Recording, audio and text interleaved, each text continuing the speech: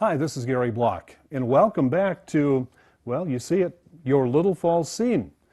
A little bit of a history. We're doing rebroadcast of programs we did for a number of years.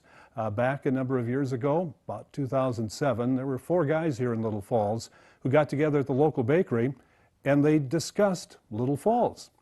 And the thought was, let's get these guys together. Gary Block will moderate it. And we sat down in the studio and we had some fun talking about Little Falls because these guys were a big part of the history of Little Falls. We had 4 gentlemen. We had Hub Zivolowski, Bodie Larson, and 2 brothers, Les and Russ Sod. And it was such a joy doing this program with them. We can't let this program just go away. It's a bit of history about Little Falls, and we had so many people who filled in over the years. We talked about Hennepin Paper. We talked about where I was at for many years, the local radio station. We talked about just baseball, anything that pertained to Little Falls, we talked about it. We had fun with it. And we're rebroadcasting some of those old programs. And thank you for joining us, and I hope you enjoy them here on Great River TV.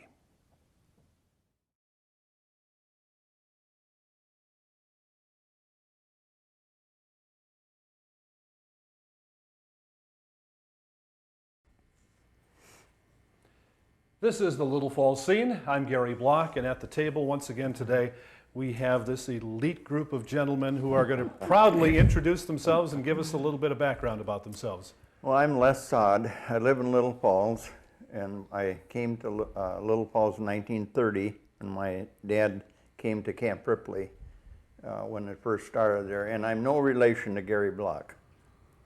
Where did that come from? He's the only one in town you're not related to. You're done? Okay, I'm Larry Britz. We moved to Little Falls in 1955, come out from eastern Morrison County by Gutwall's Corner, and graduated from high school in Little Falls, and I got a job, and I worked for 30 years for 7-Up Botting in Little Falls. I'm Fred, nicknamed Bodie Larson, born and raised in Little Falls. Grade school, high school here, college and the university in the Twin Cities, and then went to work for a paper company for 42 years and 8 months, retired, back to Little Falls. Hub Zivolowski never left here other than being in the service and a few months in school in the cities. I've lived and made my living here in Little Falls. Well, you know, gentlemen, all of us have different memories. We've experienced events maybe at different times, maybe at the same time, but we were in different locations. And over the months, we've talked about the life here in Little Falls and things we remember in Little Falls and the surrounding area. And I think everybody at this table remembers the flood of 1972, flood of 72 in Little Falls, right? Mm-hmm. And I think we're going to share that a little bit. I know I was 19 years old at the time, working part-time at the radio station. And of course, the radio station was a big part of what was going on in the community because that's really the only way people knew exactly what was going on. And it was a big deal. And does anybody here remember exactly how this started or what the weather was like at the time? Well, I remember that we were building a chapel at the nursing home, and Art Tonder had purchased all the pews and things from the old Congregational Church, and we made a deal to add them even though the architects said we didn't need pews. I said it won't look like a church unless we have the pews. Well, he lived about 4 or 5 miles out of town, and I drove out there and it started to rain about halfway there, and when I pulled into his driveway it was just pouring, and I said, well, I'll wait a few minutes this will end. Well, it was what, 28, 30, 40 hours later it stopped. So I did get out, and I guess I gave him a check or something. But I think back on that, and I said, if I sat there through that rainstorm, it would have been a long, long time. That's the thing I remember. And then I remember Gordy broadcasting live from that spot between, what was that, Fort Ripley and, I don't remember, was that between Little Falls and Fort Ripley? Where that road washed out? Up around County Road 48. Yeah, and the cars, the guy had these old cars, and Gordy was saying, there goes another one, just going, you don't believe this. He was just going on and on. That's what I remember at the start of it. Bodie, you remember where you were at in 72? Yes, unfortunately, or fortunately, the case may be, I missed the flood. I was down in Minneapolis at the time. My dad had come down. We were staying overnight at a friend's house. We were on our way to the next day to the Arctic to go fishing. And we heard about the big flood over the radio. called back home to see if we were still in existence up on 2nd Street Northeast, and our house was still there, but the neighbor's yard had, which was a little lower than ours, had flooded to some extent. So I really missed the whole deal. Larry? I remember my sister was working out at camp that summer, and I remember her saying that they were her and a bunch of gals were going to work out at camp, and there was quite a bit of water on the road, or going across the road, and they could actually feel the car starting to shift over, and they were really glad when they got out to camp itself. Myself, I really don't remember that much about the night before or the night of the flood, but then a couple days later, we were driving around town, and at that time, we had given free pop to people that were working their butts off sandbagging and stuff like that. So, Les? I was working at the Little Falls Daily Transcript at the time of the flood, and there was a fellow came there from the Associated Press, and they told us to take him up to view the flood up there. And I remember Jim Lampert was in circulation department, and he was driving, the guy was sitting here and I was sitting in the back, and it had washed the road so much. That was a concrete 371, and it was about that much, and we were going along about 60 miles an hour, and I thought, Jim, I hope you're paying attention where you're driving, because we would have just rolled, I don't know who knows where, but yeah, it was really bad thing. Water was coming down from the north, the city was threatened, and that got to be a controversial measure as to how we were going to save the city. Oh, they weren't too concerned about it. That was what's Fletcher's Creek. And they had rerouted Fletcher's Creek so many times that when this big water came down, Fletcher's Creek didn't know what to do because there were too many corners. So it just came straight into town and hit Crestliner, and that's where they started to sandbag because it was going down 6th or 7th Street. I remember one of the gals that worked for us, that was the day she got married, and her in-laws were being flooded out. So how'd you spend your honeymoon? She said, we were sandbagging out there.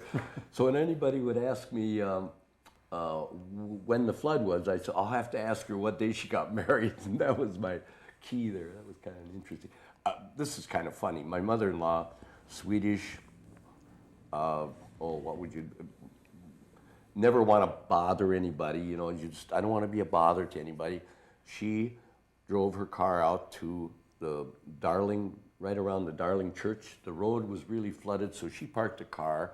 She got up on the railroad tracks and went down to the next corner, and then she went down about 3-4 blocks to have supper with her sister and brother-in-law. Didn't say anything to them that she had walked that distance. She ate there and said goodbye. She walked back down the railroad track, got in her car, and went home.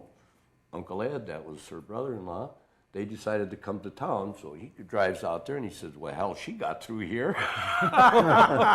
He's flooded up to his waist, totally destroyed his car. And he said, he told her later, how did you get through there? She said, well, I parked back there and I walked. One of the big decisions, if I remember correctly, that had to be made was digging that ditch between Crestliner and the Cliffwood Motel. Yeah. That wasn't an easy, they just couldn't go dig up 371, could No, they? MnDOT said no, and the mayor said yes, take it out, and he did. Who did knock that out? Do you remember? Chuck Neiman was the fire chief.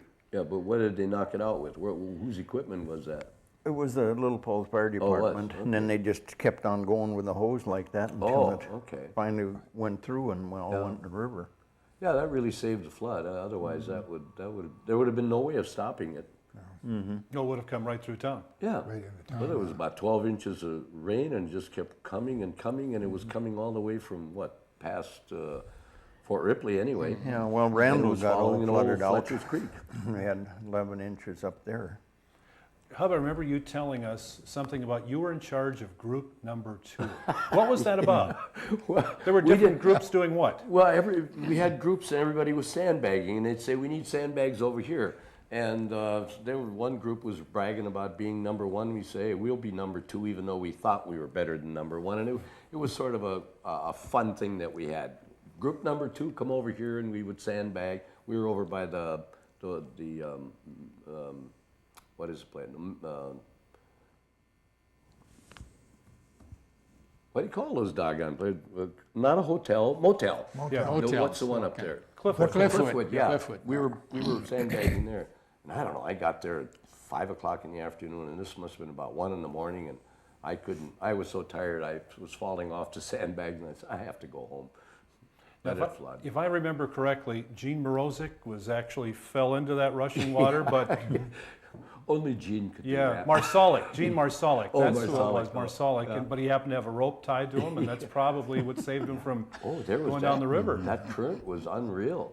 I And mean, the, that and the stuff- only reason we were able to stay on the air is because they had sandbagged the transmitter Yeah, site. yeah. Because the water at the north end of Little Falls kept going up, and we had the transmitter site sandbagged, and had that not, it never did go as high as going in through that door, Yeah. but had it, of course, there would have been a lot of damage, and we would have been off bet. the air.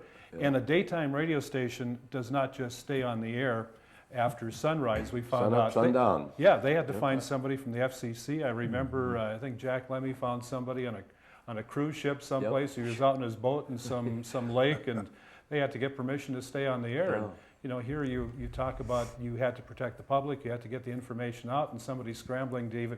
Today, I think we would just stay on the air and worry about the consequences later. But Right. it was important. It really was. It really was. That was our only communication link. That's right. I mean, everything was scattered. People were doing whatever they could, but there was no organization other than the mayor saying we're going to cut through there. And I was proud of him for that. He did it. Remember Gordy Loman being on the air asking for anybody that had sub pumps and that they Yeah. weren't using in order to bring them up or call so people could come and get them so they could pump out their basements that were starting to fill up with water.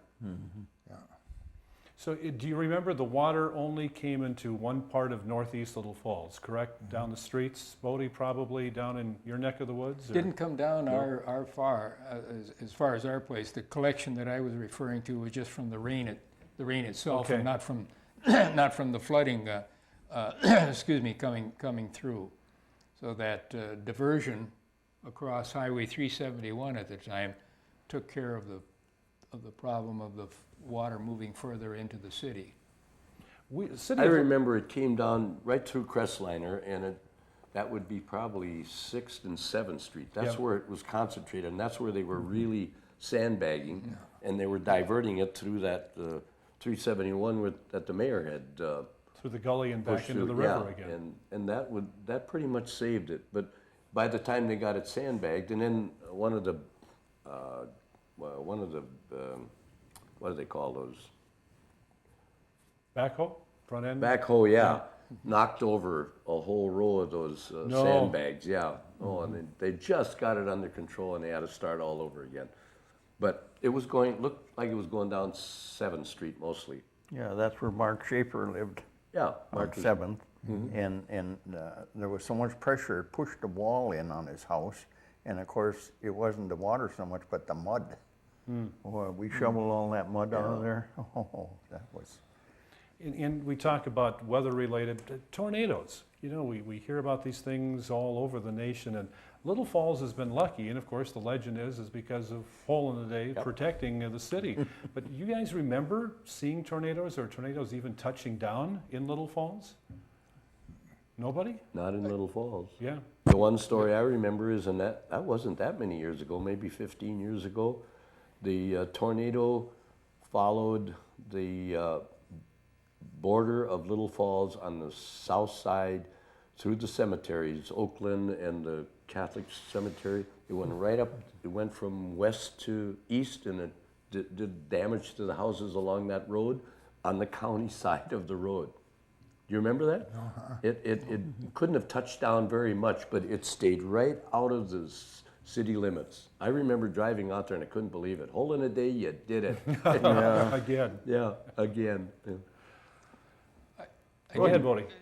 I remember probably around 1940 maybe, we're coming back from the north with my folks, and up here, which would be in the area of the Oaks now, or Cabin Fever, seeing a tornado tail come down from the sky, and it didn't ever touch the ground. It came part way down and then just kind of disintegrated, and that was the end of it. But the tail was there, but no damage was ever done. One of the things we also wanted to talk about today was telephone service. Let me tell you, this is something we all take for granted, and then we're talking about, well, what are we going to talk about today? The telephone comes up. Hub says, this would be a fun thing to talk about. And guys, I want you to describe the phones in your homes when you were youngsters. Les? Well, at first we had a little box up on the wall, a black box, and there was a receiver there, and the cord was about this long, so you had to stand up like that. Well, then finally we got a regular telephone. Okay. But that thing was so heavy. Years ago they didn't have plastic, and that's what I remember about the phone. And the neighbors coming over and said, "Can we use your phone?" Because they didn't have one. Larry, anything you remember about the phone at your place? Well, we never had a phone when we were living on the farm. It was in 1955, and we come to Little Falls here. Then I was living with my sister and her husband, and I know they had a telephone. And I think, if I ain't mistaken, their number was like 269J. That's all I remember. And you had to pick it up, and you'd talk to the operator and tell them what number, and then they would plug it in for you. It was no dial at that time yet. So. Les, you remember your phone number? 237J. It was, huh? Yeah. And when my wife worked at the phone company, they did a show that somebody was wanting the phone, and then they said, "Could operator?" "Oh, I'm just dusting the phone." Back down again. They're just doing some dusting. Bodie, phone at your place as a youngster? Yes, we had a phone at our place. Our number was 662. It was a single line. It was the old upright phone with the receiver that you pulled off. And to get a number, you got central, and you would give your number to a lady working in the telephone operator. That's the right word, exactly. Thank you. In the telephone office, and they'd put the call through. And I got a couple. My dad's was in the courthouse. His number was 268, and my cousin was 303, and the place where we did our grocery shopping was 31. I remember those particular numbers. Some worthless information, but it stuck there. Well, I think our number was 366J-1 because we were on a party line with our neighbors, the Wilsicks. There were two of us on that. And because they were good friends, went to the same church, and had a lot of kids, we didn't really have a problem with them. We had more of a problem with some relatives that were the operators. They would listen in on our conversation. I can remember. How could you tell they were listening in? Well, because then whatever was said on the phone got around to the other relatives, and that's the only way it could have done that. But much as we tried to report it, nothing ever came of it, and it wasn't anything that serious. But yeah, we had the phone. We had a longer cord with the earpiece. Lester. They had the most more expensive model. Yeah. Oh, geez, I can't remember when we got the dial phone. That was quite a few years later. You mentioned having a party line. The rest of you guys have party lines at all? No. You didn't? No. See, He had a short cord, but he got Yeah. Well, my dad worked at Camp Ripley, and they had to have the phone, not party line. Oh, sure. So if there was an emergency or something. Does anybody remember, was there a big difference in price that you paid if you had a private line or if you had a party? I know there was later on. There was a difference. It was. There was a difference in price, right? Yeah. Well, did you guys have a party line? We had a single line and a single phone. I think today, homes, there's almost a telephone in every room today, but back in those days, it was pretty much one phone to one home, and we didn't have a party line. I know we had a party line. I never knew who it was, but you eventually had to break in and say, you've been on the phone for the last hour, and you got to wonder how the other people have to wonder, well, how'd you know I was on the phone for the last hour? And you really had it down where you didn't breathe into the phone, so you could just sit there and listen to them. But I think it was cheaper. That's why we had a party line. Yeah. And my parents had to have been the last people in Little Falls to still have a party line, because I do remember that party line into the 70s yet. Wow. There still was a party line. And all I remember about the phone number was Medford something or another. Oh yeah, Medford. I remember. Yeah, and that was what, the 632 part? Is that what it? No, I don't remember what that was, but I remember the word Medford. Medford, yeah. And to this day, I still pick up the phone and listen. After all those years, I still, it's 35 years or so of using my parents' phone, and I still pick up a phone to this day, and I listen. Just I don't know what I'm listening for, but I guess then it's safe to dial the phone. Yeah. How about remember you saying about your mother talking Polish? Yeah, well, she had a daily conversation with her sisters, and when they were just talking, generally they would speak English, but when things got interesting, they would start speaking Polish. And my sister Mary was the only one, she couldn't speak Polish, but she could understand it. And they said, what are they talking about? And I'd say, you don't want to know. Never found out what they were talking about when they'd go to Polish. But talking about party line being cheaper and everything, a long distance call. What was it like to make a long distance? Was it that expensive? It was like getting a ticket to New York on the bus. I mean, it was so important that they think about it for a week, and maybe $1 or so it cost to call Washington. My father-in-law's 100 years old. He won't make a long distance call now. Too expensive. I say, Ed, you have this situation where you can call any place and it doesn't. You got a set rate. No, he still won't make that call. Did it take a long time to make a long distance phone call? Yeah, sometimes. What was the 'cause process? You placed it through an operator. Yeah. Placed your call through an operator, and sometimes they could do it right there while you were waited, or they might say, "We'll get your party and call back," and they'd ring back. And you place the call, you could reverse the charges. So somebody on the other end would have to say they'd accept it. Otherwise, it would get charged to your phone number. But sometimes it was quite a little wait to get the call through. Yeah, I know when I was in the service out in California, you'd pick up from a phone booth, and they would go like to the operator on base, and then they'd have to go to maybe in town, then go to a region, and then finally get into Minnesota. So a lot of times it took 3, 4, 5 minutes from the time you picked up the phone until you got a hold of somebody here in Little Falls. And you probably went to 3, 4 different phone companies. Right, There yeah. was Southern Right. Bell and Northern Bell, and Yeah. there were all kinds. And I think you had to go from one to the other, and that took time. And everybody in the house, I remember, had to be quiet because Oh, yeah. it Yeah. was a long distance call. So obviously this must have been expensive. This was a big deal. It was a long And they distance would ask call. the operator when it was over, how much did that cost? Yeah. Oh, you right. could do that? Oh, yes, Yes. and they would tell you. Okay. That's right. 69 cents. Well, we were only on there 3 minutes. They'd rush through the conversation to get it off. Within 5 minutes or so, I think there was Yeah. a minimum charge, wasn't there? And then, I recall. then it was so much I a think second so, yeah. after that. Yeah. I remember people talking too about they were going to have a baby or something like that, so they made it out with all their friends and relatives. Well, I'll call and I'll say the cow left the barn or something like that. That means that the baby was born, And if the bull left the barn, it means it's a boy. If the cow left the barn, it means it's a girl, That way they wouldn't have to pay for the phone call. Yeah. Or just 2 rings or whatever. Yeah. And don't pick it up because that automatically makes it a phone call. Yeah. Boy, how things have changed when it comes to a telephone. Isn't Huh? that- Yeah, $2.12 a month we Do you still have that phone with the short cord? No, I gave that to my son. Did you? Another big part of Little Falls were neighborhood grocery stores.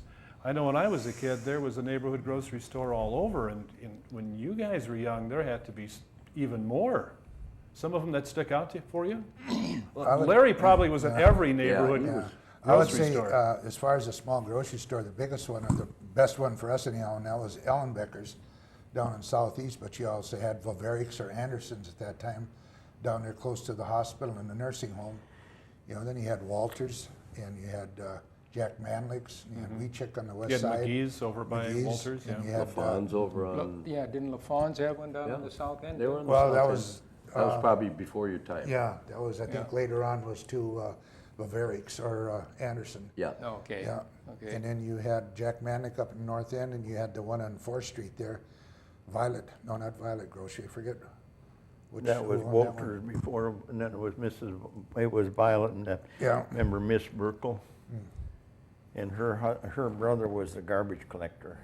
Okay. And when we went to high school, we'd always cut through the lumber yard. And one noon we came through there, and there old Bill Lady was dead in the back alley. It was Mrs. Burkle, or Miss Burkle's brother. Violet Grocery, they call it. Then on the west side, you had 2 or 3, you had Wilson. We had Posers, Posers, Wheat Chicks. yeah. Yeah. Were there other mom and pop grocery stores on the west No, side? that was the only two. I think. only Martin, the next door to the Silver Treat was Martin Ingstrom's. Martin, what was his last name? About Ginter. Martin Ginter had the store, and then the Silver Treat was in the other half. That was on 3rd Street Southwest. Gunderson's had one. I don't.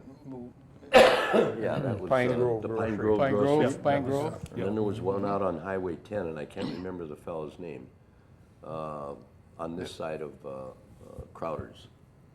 Yeah. They had a gas pump there Yeah, too. Bozer, Yeah. Lloyd Bozer. Bozer, that was Yeah. it. Bozer's, Bozer, yeah. That was it. We had on 2nd Street and 5th Avenue, there was Ledoux's store, and it was also a barber shop. And then there was one over on 3rd Street a little bit later, but for many years, Venner's, and then Manlick's, I think, had it after. yeah, But, Venner's, yeah. but Mr. and Mrs. Roy Venner's ran that one. On Benson's had one up on the Richie's north, Grocery, north yeah. end. It's on the 6th and 7th Avenue. Benson's? Yeah, Benson's was, Benson's, yeah. I yeah. couldn't remember who was in Okay. there. Yeah, and then you just said Ritchie Yep, Grocery up Richie's, in the yep, north up end? on 1st Street Northeast. Yeah, right. Yeah. That Ledoux's you're talking about, wasn't that, ended up being Ellenbecker's? That'd be what, 3rd Street? No, the one Third. Bodie's talking about is northeast. Northeast. Oh, Yeah, northeast. northeast, Yeah. 3rd Street. And I the remember getting 500 my block. hair cut there. Old Ledoux, he was the barber. Ledoux was the barber at 2nd Street and 5th Avenue. Yeah. And then, Now, and the building is still there, but it's a yeah, home now. just south of that was where Keeper had the shoe shop. That's correct. Yeah. Yeah, that's right. Yeah. Mr. Kiefer that made, repaired and made Repaired shoes. shoes and stuff. It was a What you com- remember most when you were a kid with those stores was the penny candy. That was And always lots a of- big Oh, man. counter, yeah. Lots You of could spend a half an hour deciding what you wanted. That's I right. want one of these and one of those. Yeah. you know. And you were able to charge things, weren't you? Oh, yes. Yes, sure. yes. Sounds like you're laughing from experience. Well, the Grimes boys, their dad was a county attorney. I don't know, it was John, and maybe you went to school with one of them, I don't remember what. And they had a standing charge account at the bakery. So in the morning, on their way to school, they'd go in the bakery and get donuts and Long Johns and everything, and then off to school they went. And then at the end of the month, they'd send them the bill and they'd pay it. But yeah, you could charge a lot of different places. I know my son was just up here recently and he was talking about when he was growing up, you know, that from where we live, you'd walk over to Ellenbecker's, you know. And he said, you know, why can't we do that today? But you just wouldn't leave your kids, you know, they're 6, 7 years old, walk 6, 7, 8 blocks to a grocery store. I mean, to walk any place, you know. And that's one of the bad things about it. And that's a part of life that they're never going to know about, you know. No, that's right. Yeah. The competition was there with those neighborhood grocery stores competing with those downtown. So the ones downtown, you could call in and order and they would deliver. And that was their way of doing business with you even though they were farther away. And in those days you had one car and a bicycle or you walked.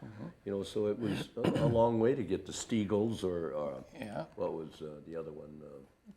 Oh, this, Well, gee, there are many. Wetzel, not Wetzel's. Larson. Moglines, yeah, Moglines, Market. Larson's and Potvins, Packing Company, and And they were all in the middle of the east side. yeah, But see, at that time, all your small grocery stores stayed open till 8, 9 o'clock at night. Exactly. That's right. Your big stores downtown, they closed at 5:30. They weren't open on Sunday. Exactly. And I know, like you were saying about calling in orders for groceries. We had this one, I worked at National Foods, and we had this one gal that called in, and she would order like $100 worth of groceries. So that'd fill up the whole trunk of your car, and we'd always fight in order to deliver her groceries. Because when we'd go over there, we'd have to go into the backyard in order to get a check, and she had a 2-piece bathing suit on. This was in the 50s, you know, that was unreal in order to see somebody in a 2-piece bathing suit, you know. Man, we'd fight over to see who got to deliver the groceries. It wasn't the lady we were talking about before. No. Well, you know, before We'd be Bill, boobs to go that way. yeah, wouldn't we? before Bill Butcher got to be sheriff, he had a delivery service. You remember that, Bodie? That Who did? Bill Butcher, before he got to be sheriff, he delivered you know, he'd deliver for Stiegel's Yeah. and all the different It places. was always kind of like a little private business. Yeah, he had a private business. He'd go to house, and yeah, he made money with it that way. I can hear my mother ordering. She said, "No, I don't want those real overripe tomatoes or that sort of thing, and I want 3." You know, and they just order. Oh, And yeah. and you'd always get what you wanted because the people were not bashful about sending something back. So that's not what I wanted. Larry talked about National Food Store. I had the opportunity to work there my senior year in high school. And I really have not thought about this story very often, but carrying out groceries. And we had one of those rainy days and snow mixed days with that heavy, slushy snow, winds blowing about 20, 30 miles an hour, and you come up front and the lady's just got a load of groceries. And just, you know, it just completely enveloped you where you could just barely see when you walked out the door, and I'm following this lady. Well, if you remember, the parking lot, well, same as it is today, was on the south side of the building. And I followed this lady, and sometimes people would park in that city parking lot on the west side of the building, so I continued to follow her. And the bags were getting wet, and I'm going around the corner following this lady, barely keeping up with her because the wind is blowing, the snow is hitting me. In the meantime, the bags started falling apart. They were so wet in that short period of time because of the rain and the wind and the snow. And I'm trying to and she keeps walking across the parking lot, and here I am, about 16 years old, still trying to follow this lady. And she gets as far as where on the corner there used to be a 3-2 bar on Kidder Street over there. Market Street. On Market Street, Yeah. yeah. And she turns around and she says, "Where are you going?" And I said, "Well, I'm carrying your groceries." And you know, she hasn't paid any attention to this kid following her. She says, "I didn't have any groceries." And I'm holding these things together. The bag is hanging over my hands and arms already. Now I got to turn around and go back. And I walk to that front door, and I can still see that poor lady standing there. You know, 5-10 minutes has passed, and I'm finally bringing her groceries back. You know, and now they got to rebag them again. Oh, when you said National Food Store, Larry, it brought up that story. World War II, a big part of a lot of people's lives. See, sitting here at this table.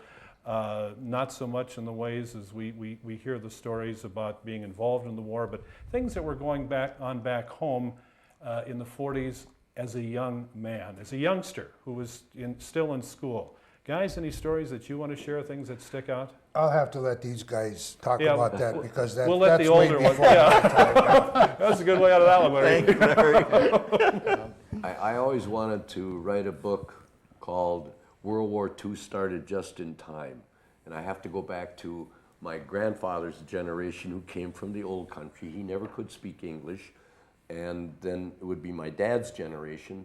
And somewhere in between, they would say, "Kid, if you get a high school education, the government will take care of you. You'll be in good shape." Okay, so now the guys that graduated from high school from 36 to 41, no jobs, nothing. They graduated from high school. Uncle Sam didn't take care of them. They were ugly on the street. I mean, they had nothing to do. They had no money. They couldn't date girls, and they were just mean. And who did they pick on? Us little kids. You know, they'd send us for a left-handed monkey wrench, and you had to go to the store and come back, and what did he say? What did he say? Or if you were 2 blocks away and yelled at him, said something, well, they'd chase you for all over the place. Anyway, World War II started, and I kind of felt sorry for the Germans and the Japanese because these guys were ready to rip somebody up. I mean, they just went in and just took care of matters, you know. And they came home and they were all gentle now. And when they would come home on leave, most of them had grown 6 inches, so their clothes that they had back home didn't fit them, so they wore their military uniforms. And the girls kind of chased them. There were only 1 or 2 there at a time, and then after about 3 days, they would hide in the pool hall. They would always come in the pool hall. They couldn't handle all these women after them during those periods of time. That's what I remember about, and I always wanted to write the story, but Brokaw, did he write? He got the World War II vets to open up. They would not open up. For a young person watching the show today, and if I were to say what I'm going to say to Bodie right now, they're going to scratch their head, but Bodie, cattails were a big part of your young life, weren't they? You got to explain this. Cattails and milkweeds. We would go out and gather the silk from the milkweed pods, and cattails. And bring them back, turned them over to the war effort, and they supposedly made, were used as kapok to make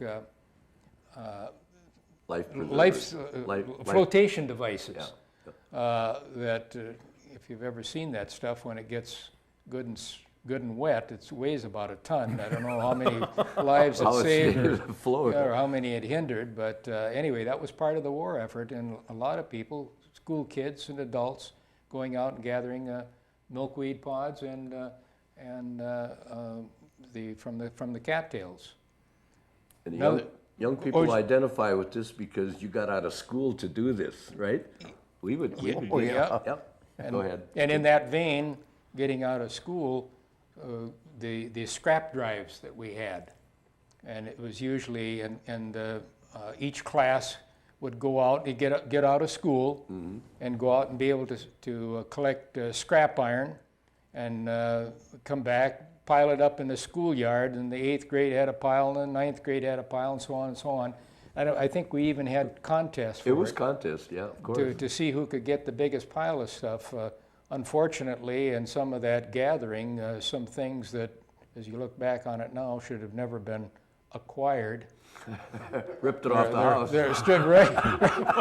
They're gone forever. But they went for the war effort and made us feel good at the time. And they saved grease and took that down to your local hardware store. I mean, down to the local butcher shop. And supposedly, I think that went for explosives. Probably did. Drippings from the bacon and so on. You'd put in a jar or something and take it in. Victory gardens. Many people had gardens anyway, but during that time, maybe you had something in excess, and it was called a victory garden. It was a fellow up on probably in about the 500. Tom Schumacher lives there now. I think it was Pat Hickey at the time. Plowed up his front yard, small front yard, and raised vegetables right in his front yard on old 371, which is now First Street. My folks had one out on in conjunction with another family out west of town. I remember that because I was overjoyed to be able to go out there and do the weeding and harvest the corn and pull carrots and that type of thing, and then come in and take them to the canning factory. And maybe you want to talk about the old days in the canning factory. Cannery was on First Street Northeast, Yeah, right? I think Mr. Rubishki was the manager there. Emil Rubishki. Yeah, that's where a lot of people. And then you could make cookies, put them in the can, take them over there and get the can sealed up, and You would send can it away. cookies? Send them to the troops. Yeah, they were already baked, Okay. Yeah. and so they didn't get smashed up, and Yeah. things like that. But they stole a lot of gasoline in the war days, Yeah. locally. People Because didn't- gasoline was yeah, rationed. and they didn't. They had rationing. There were ways around that, though, wasn't there? Well, yeah, there was. The farmers got an R stamp, and they didn't always use them, and there was always a way of getting around that. But for the most part, I don't know that there was a shortage of gas, but I think a lot of these rationing was to make you feel like you were part of the war effort, even though it wasn't necessary to be rationed. But they had a meat ration too. They had a little. I was going to bring those things. They were just like a little, about the size of a dime, and they felt like plastic, but we didn't have plastic, whatever they were made out of. And when you'd buy your meat, you'd have to give them those stamps. And when you bought your gas, it was like a postage stamp, each one. What would you do if you needed more rations? You could get an exception. There was Charlie Martin was working there. What did they call that? Was that the War Production Board? Yeah, it was something like that. It was OPA. OPA. Office yeah. of Price Administration. Yeah. Okay. And he took time off from teaching, and he had that. He was in charge of that. But I remember seeing a letter that my father-in-law got because he was farming, and he got an exception for gasoline because he was using it to do some farming. So there were exceptions, and it was really not that hard to get extra stamps. Somebody had them, or you'd get them from a farmer or something. But for the most part, people felt like they were part of the war effort. Bodie, you went to North Dakota. Where did you get the gas to drive that far? I recall my dad had an A stamp. There was A, B, C stamps, and each one, as you you could get a little bit more gas depending on your circumstances. And there were T stamps and R stamps, and they usually were for truckers or for farmers. So anyway, the speed limit was 35 miles an hour to conserve gas. My dad and a couple of his hunting friends would pool their gas together, drive 35 miles an hour to North Dakota. I was with them at the time. We did quite a bit of hunting in North Dakota then during the 40s. And once we got over to around Lidgerwood, North Dakota, in the southeast corner of the state, we could get all the gas we wanted. The farmers welcomed us to, you get yourselves over here and you can have all the gas you want. We'll see to that. And we want you to come out and hunt on our place because we're harvesting our grain. We've got the millet up in windrows. The mallards are coming in and thrashing out our grain, and we're losing our crop, and we want to get them out of there. So you get yourself here, and we'll get gas for you. So we did a lot of hunting in North 5-gallon Dakota. cans with them? Take the extra. In those days, the only tires we had were made out of rubber, and that was in short supply, so they were recycling them and reusing them. And then somewhere during the war, they came out with a synthetic. But that was an item that was kind of critical. And there were no Yes. cars manufactured either, was there? No, not No, from 40. no. 41 was the last, think and the the next one last. was 46. And you had to keep all them old things going. Tires, there was a kind of a thing, a liner that you could put in. In those days, they had Recaps. tubes. Well, they had tubes inside, okay. so yeah. Well, the recap too, but it wasn't really perfected at that time. Almost a guy like a would go boot? down the road, and all of a sudden, the whole recap would It fall would come off. off. Yeah, it not wasn't. uncommon. But it was a liner you put inside so that if you had holes in the tire, it didn't get to the tube because you had this protection in between. I mean, No, it you was a really. boot. It was a boot, wasn't it? Well, Yeah. a boot was a little piece Yeah, like I this, know. but this liner went all the way around, covered Okay. the whole thing. That was when you were really going to get fixed up. But it was so many things, and everybody trying to keep those cars going. So when the war ended, and they came out with the 46 cars, which weren't worth much, I mean, they couldn't wait. They were standing in line to get those. And there again, if you were working for the post office or you had some kind of special job, you got the priority because they couldn't make them fast enough. Les, did you realize that Hub used to be a master knitter in school? Yeah, I could tell by his fingers were all swollen up because of him going and purling. And, You weren't the only one, though, were you? No. What's the story? Our whole class. No, I was in grade school, and we had 7th and 8th together, and at a certain time, we would all sit there and knit these little square things, and then we'd pile them up, and I don't know where they went, and they were blankets for the soldiers. I can't imagine a guy in combat in a foxhole covering himself with these multicolored I am enemy. yeah, So you weren't making camouflage ones. Whatever string or whatever they made them out of thread. I don't know what that was. Made Yeah, by that- Hub. So this is something you didn't continue later in life? Oh God, I couldn't stand the knicking of those needles. No, I was pretty slow, but there again, it was for the war effort, and I have no idea. I never heard of anybody ever seeing the finished product, so they probably went in the closet and the nuns strung them on. Here we go again. You had probably hot pads in some kitchen. yeah. Yeah. Well, I have to tell you a funny thing about during the war, they jacked people's car up and they steal the tires. Okay. So my brother and I and Jason Aronson, we got a heater switch that you could clamp under the dash. And then we had a thing down about this big and about that big around. And we put a line through there with a sinker. So if somebody jacked your car up, we had that connected to the horn.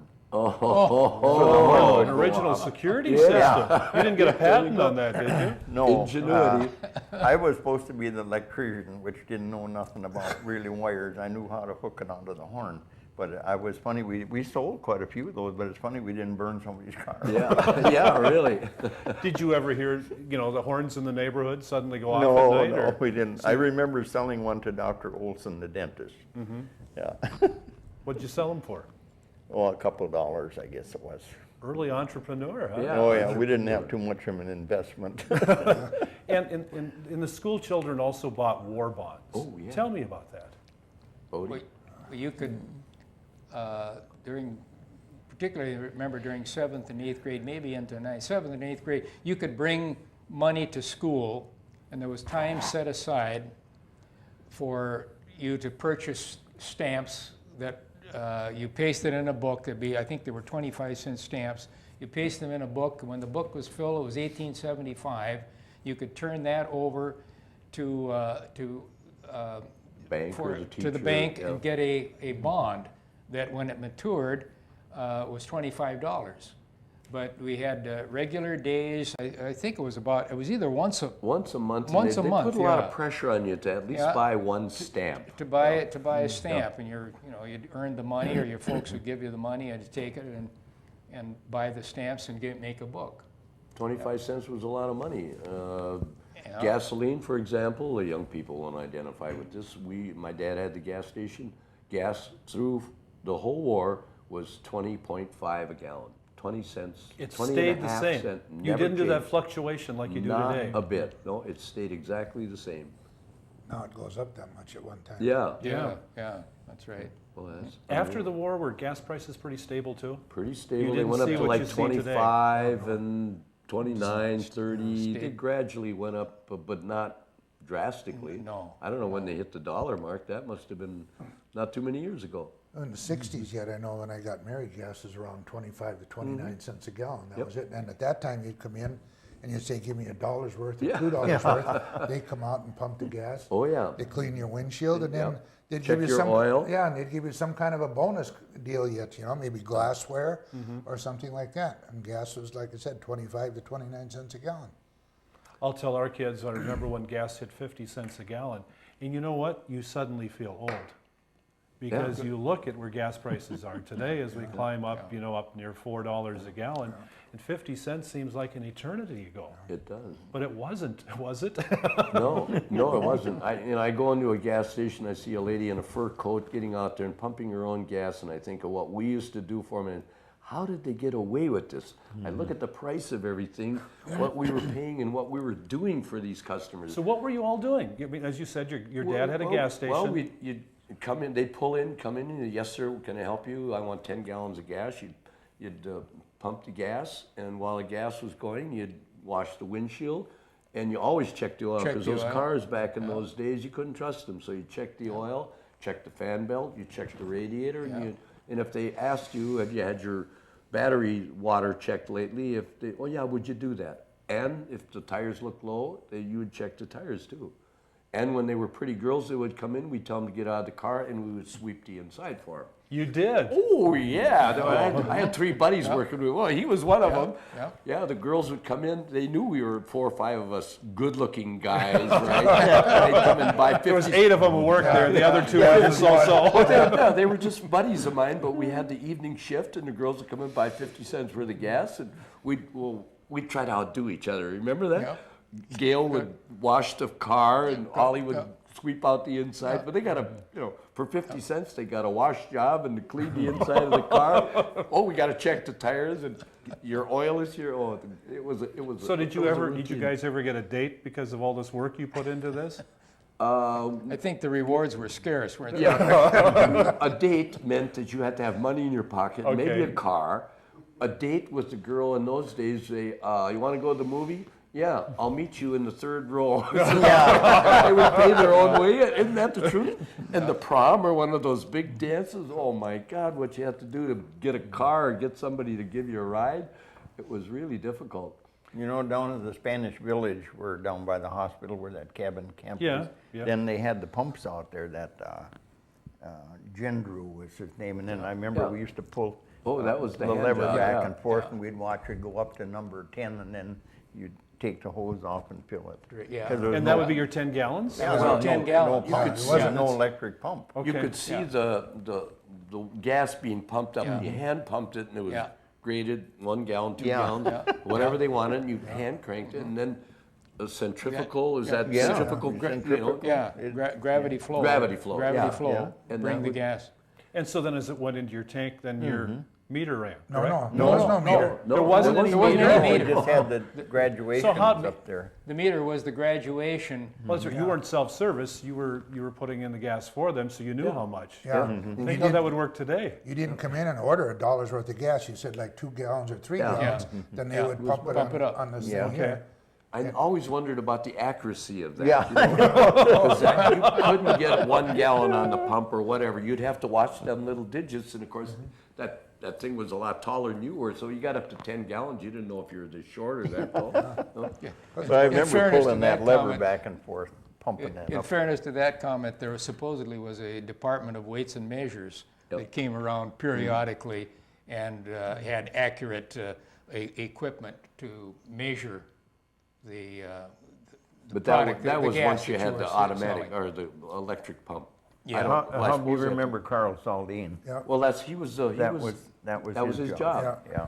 Yeah. So was there ever water added to the gasoline to make it go further? Not, No. that wasn't a would wise never. thing to do. Yeah. Wouldn't In make- fact, you had to yeah. watch that pretty close. What, litmus test, is that what they did?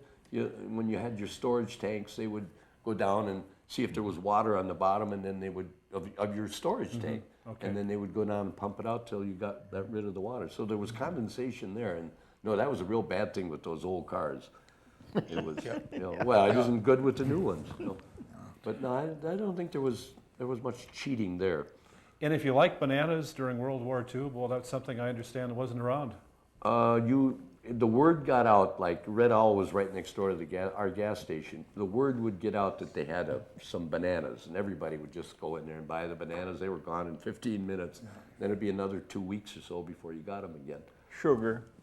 Sugar, When they oh, found sugar, out that's there was right, sugar, that was boy, there another was one. people, you couldn't even Yeah. get in the store. Exactly. Yeah. How about cigarettes? Were they rationed? I I don't know don't that think they so. were I don't think you rationed. could get Well, them. you couldn't get sugar and bananas, but you get cigarettes. I think so. That was. I we think were they pretty all young went in to the those soldiers, days. the cigarettes. Yeah. I don't think there was a problem there. I don't think so But either. we were all but- too young to Yeah, be you're right. smoking. The only thing, and we talked a little bit about that just before we started here, that in the case of the brand Lucky Strike, Yeah. which at that time was in a green package with the bullseye on it, they changed it for whatever reason, I don't really remember, but the marketing people changed it to a white package, and the slogan was Lucky Strike Green had gone to war.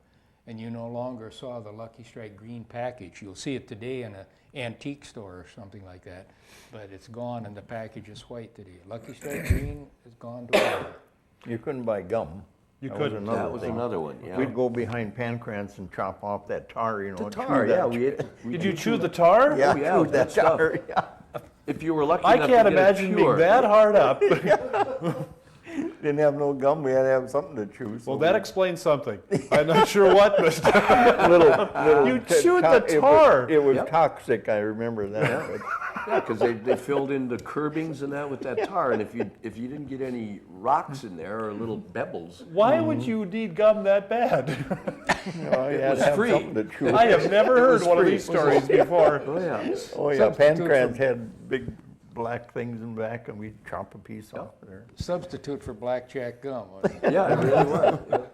But when we listen to these stories, it all comes down to one thing.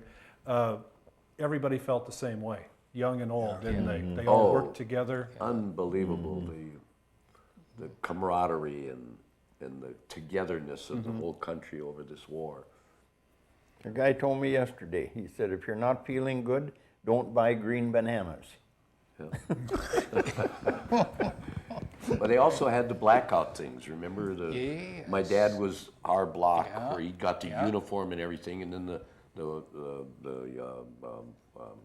whistle at the paper mill would go off, and that would. Then it was always at night after dark, and you had to pull your shades, turn your lights out, and nobody could go outside except the guys with the uniform. you know. Yeah. My dad, and you had to that. wait till all clear, and that was for a blackout in case the enemy planes flew over your town. Yeah. Well, we talk about camaraderie, and that's something we see at this table every time we do one of these programs, isn't it? Oh, yeah. You never know what somebody's going to talk about. And Larry, your first time experience with this, and I'm so glad you had a chance to share some of your stories also. And Hub and Bodie and Les, thanks for taking some time and sitting down, and we'll do that again. And we tell our viewers that if there's anything that you want these guys to remember in the future, give us a call. Or correct us on. Yeah. We get a lot of I that. might Yeah, be you a do get relative corrections, here, right. because my grandmother and your mother were mothers, so I think we're cousins. And with that, we're going to get out of here. Okay. Thanks very much for joining us. This is the Little Falls Scene, along with Hub Zivoloski, Bodie Larson, Larry Britz, and somehow or another cousins. I'm Gary Block. Little sodbuster. Enjoy the day. Today, it's all, folks. Oh, geez.